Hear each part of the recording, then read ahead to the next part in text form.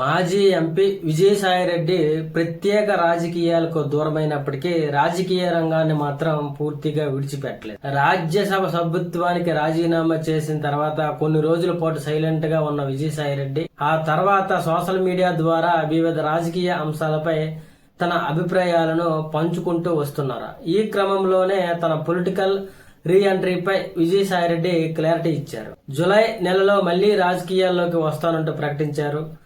ఆంధ్రప్రదేశ్ రాజకీయాలలో కొత్త రాజకీయ పార్టీ ఆవిర్భవించవలసిన అవసరం ఉందని విజయసాయిరెడ్డి అభిప్రాయపడ్డాడు. మీడియా రంగంలోకి కూడా ప్రవేశించినట్లు విజయసాయిరెడ్డి మరోసారి స్పష్టం చేశారు. ఇదే క్రమంలో వైసీపీపై విమర్శలు చేశారు విజయసాయిరెడ్డి. గత ఎన్నికల్లో ఓడించి వైసీపీకి ప్రజలు బుద్ధి చెప్పారన్న విజయసాయిరెడ్డి ఇప్పటికైనా ఆ పార్టీ నేతలు తమ పద్ధతి మార్చుకుని ప్రజా సమస్యలపై దృష్టి సాధించాలని సూచించారు. మరోవైపు 2024 ఎన్నికల్లో వైసీపీ ఘోర పరాజయం తర్వాత పలువురు నేతలు ఆ పార్టీని వీడారు. ఈ క్రమంలోనే 2025 జనవరి నెలలో వైసీపీ పార్టీకి రాజ్యసభ సభ్యత్వాన్ని విజయసాయిరెడ్డి రాజీనామా చేశారు.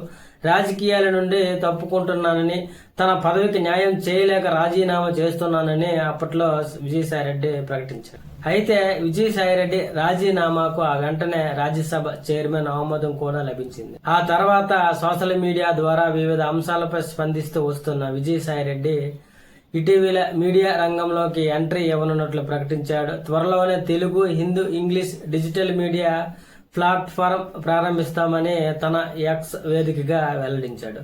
అదేవిధంగా మధ్య తరగతి ప్రజలు, మహిళలు, యువత, రైతాంగం, కార్మికులకు సంబంధించిన సమస్యలను ప్రస్తావిస్తూ ప్రజా గొంతుకుగా మారుతానని పేర్కొన్నాడు. ఏ పొలిటికల్ పార్టీకి అనుబంధంగా తాము పనిచేయమని, డిజిటల్ ప్లాట్ఫారం ప్రారంభించిన తర్వాత తెలుగులో శాటిలైట్ ఛానల్ కూడా తెస్తామని పేర్కొన్నాడు. త్వరలోనే వీటి పేర్లు ప్రస్తావిస్తానని విజయసాయిరెడ్డి ఇటీవల ట్వీట్ చేయడం ప్రాధాన్యత సంతరించుకుంది.